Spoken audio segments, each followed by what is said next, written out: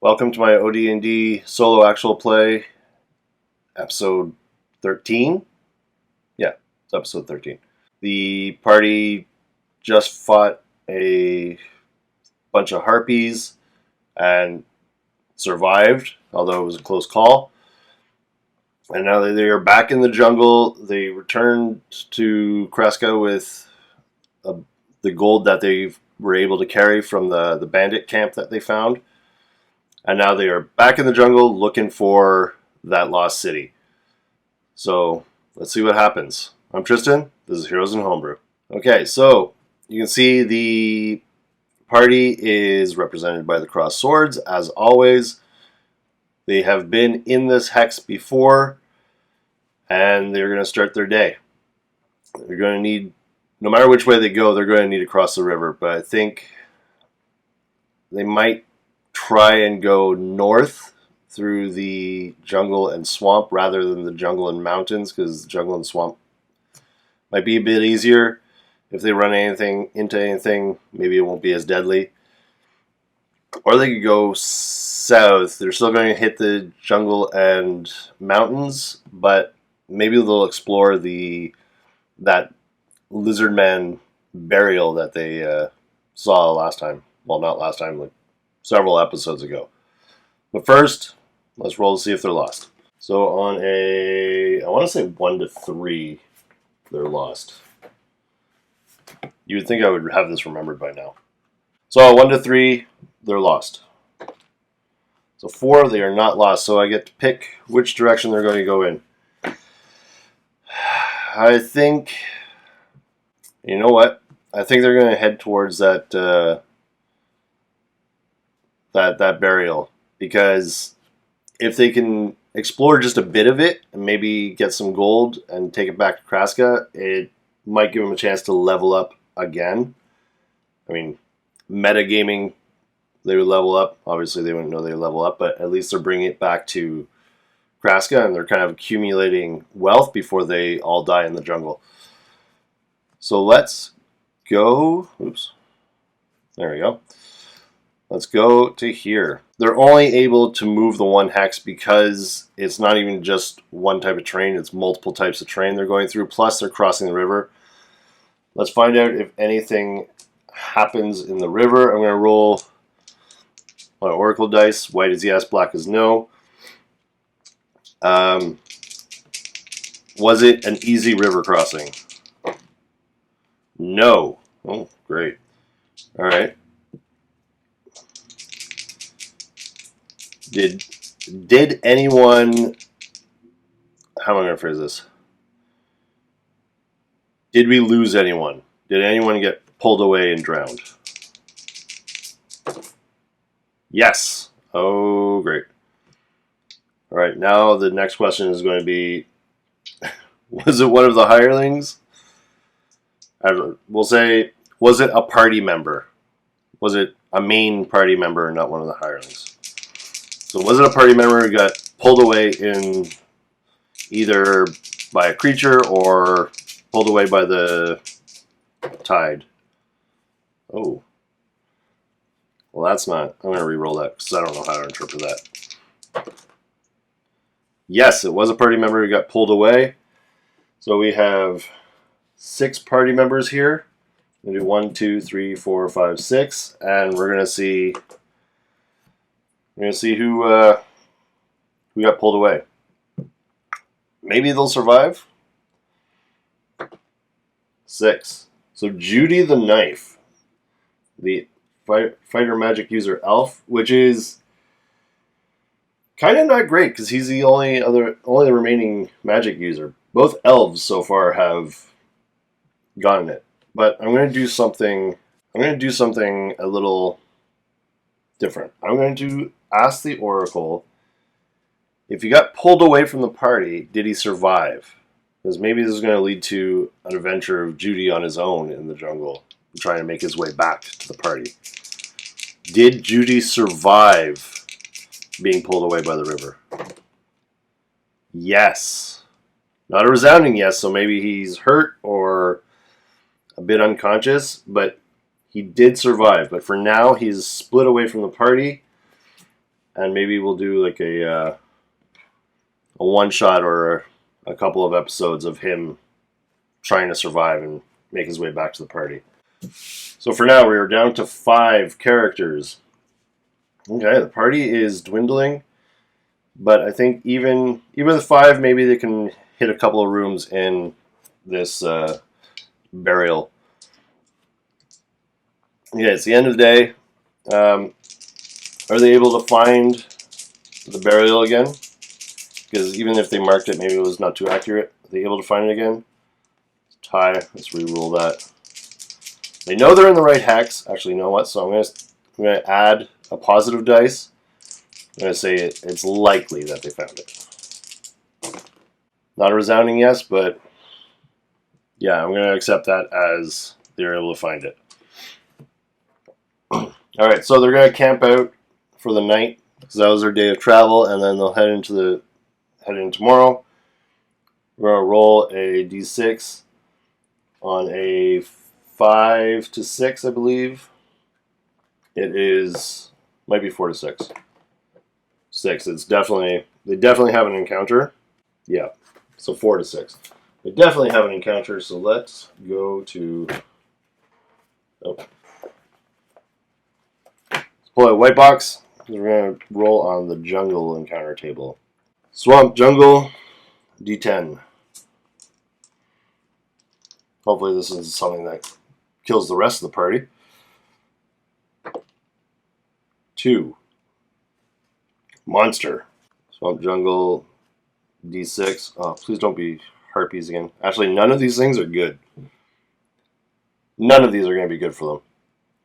They might have to abandon this mission into the cockatrice. Okay. Cockatrice, maybe not too bad. Maybe they can survive this. Let's go to Monsters and Treasure. I think it's in here. Should be. It's OD&D. Cockatrice are pretty, yeah. 1 to 8. Okay. 1 to 8, they can, I'm confident that they can handle this. It's a bunch of fighters. 5, so it's 5 cockatrice. 35% chance of being a lair. Where's my percentile dice? There we go. So 35 or under, it's in the lair. That's a 5, so it is the lair. So we'll check that for after, for the treasure. And then, are they surprised? On a 1 or a 2, white is party, black is cockatrice. Neither of them are surprised. I think they can do it. I am confident they can do it. I'm going to use the white box. It's just easier to read the stats on it in the white box. All right. Do they have any special? Resembles a bat-winged rooster with a long serpentine tail. Its bite turns enemies to stone unless a successful saving throw is made. Cockatrice sees the party. The party sees the cockatrice. Maybe it's coming out of its like little cave burrow thing. I don't know what their layers look like, but its nest. And actually, it wasn't 1. It was 5. I thought it was 5. All right, so 5 cockatrice. Yeah, they can. Yeah, sure. All right. And the cockatrice on come up at them. Let's roll initiative. White is party. Black is cockatrice. Ooh, cockatrice get the first attack. And they're just going to like kind of swarm in. I think the party is going to create like a fighting line to try and each get one. Well, I think we can do man-to-man on this. Yeah, we can do man-to-man on this because it's going to be pretty easy. Well, actually, hit dice 5. Ooh, it might not be that easy, actually. Now that I look at it.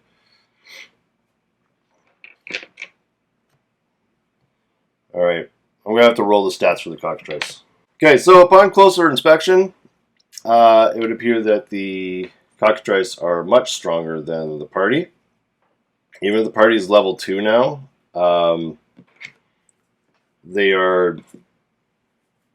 it's very much a possibility that they all die in this. So I think once the cockatrice start swarming at them, the cockatrice have initiative, so they are going to take their attacks. The cockatrice are going to take their attacks, so they have a bite, which I'm going to say is class 1 is their bite, and their armor class is 6. So that's heavy foot. So the first one swarms up. So it's basically 1-to-1. We're just going to go in order here. So first one goes at Gren. Hey, Gren defends as heavy foot and fights as heavy foot or light foot, depending on which weapon she uses. But she defends as heavy foot. So dagger against heavy foot. Cockatrice needs a 8. Now remember, the cockatrice have, because of how many hit dice they have, that's how many attacks they have per round. So they can have like 5 movement actions, so they can choose to attack 5 times in a round. As I understand it, I could be wrong. It's a 9 for 2. Okay, so mark her down to 2. So 4. I think the party's going to skedaddle. It's a 9 for 4. Gren is down. I may have made a massive, massive mistake.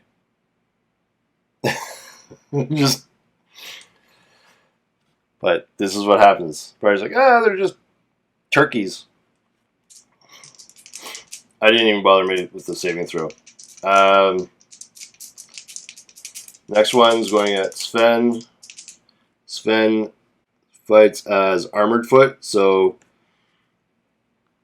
what's his AC? His AC is 3. Armored Foot. So the cockatrice needed a 12. You know what? I don't think, if you're using the chainmail rules, I don't think they can even fight the cockatrice on this. 9. The cockatrice misses them. 9 misses. 7 misses. 6 misses. 4 misses. Alright, thank God. Next one is going after Kugleki, who fights as heavy foot. Armor class 5. So they need a 9 or higher. 7, 3, 9. Oops. Alright, so let's roll damage on that.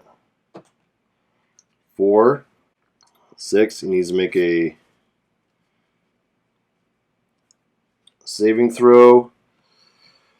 Or she needs to make a saving throw, sorry. So against stone, 14 or higher.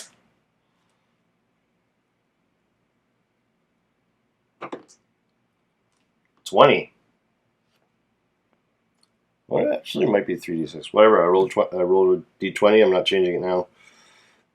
I'll look it up later and we'll adjust as needed. So she did not turn to stone. That was his 3rd attack. 4th misses. 5th misses. They are still alive. They are hurt, but they are still alive. Igna, the one attacking him. Actually, I should look up what he is. Igna is Armored Foot. AC of 3. So it needs a 12. Misses.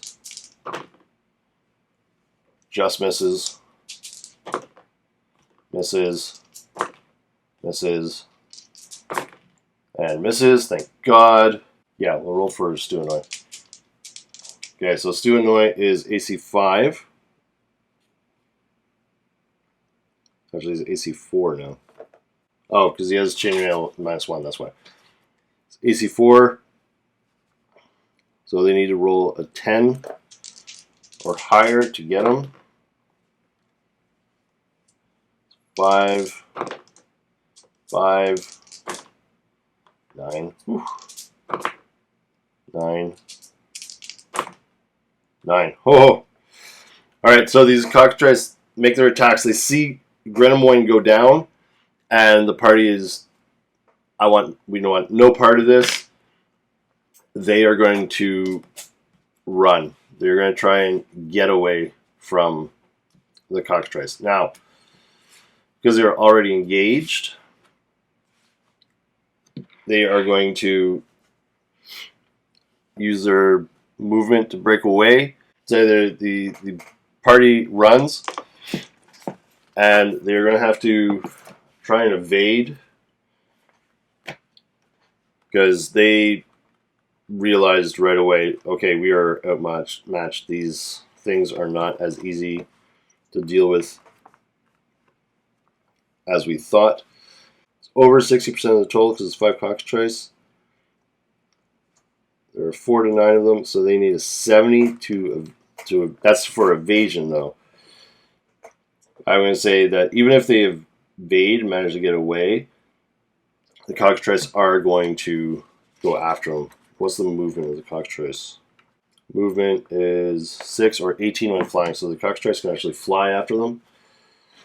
So that would double their movement at least, because these guys' movement is, anyway, they're 6 or 12, so they're going to be able to follow. So I'm going to give them a 50% chance of being able to get away from these guys. To, like, even if they pursue. If it fails, then the party's going to have to run into another hex, into a random hex to get away. 25, so it's below 50. So the party manages to get away, stay in the same hex, and they're still in that area, so they'll be able to settle down. Unfortunately, Gren is gone. They're down to 4 party members. Judy is out there somewhere alive, but they don't know that. They think they've just lost 2 of the party members in one day. We're going to mark this down on the calendar. So I think they're going to sleep, wait till morning, and then find their way into the burial mound. First, they're going to have to decide if the burial mound is actually, like, safe and open to them. So that's what we'll do. We'll let them sleep, and then they'll go into the burial mound tomorrow. And I think we're going to leave it there for now. Okay, so they made it to the burial mound. They're going to try and get in and explore it a bit, and that's what we'll do in the next episode. They've lost 2 party members very quickly in one day. Maybe Judy can make his way back. Maybe not. Or maybe he can make his way back to Kraska. Maybe he'll die on the way. Never know. That's that. Maybe he'll just try and head towards where he thought the Lost City was. Or towards the temple. We'll find out. Anyway, I hope you enjoyed it. Join me next time. Save a seat for me at your table.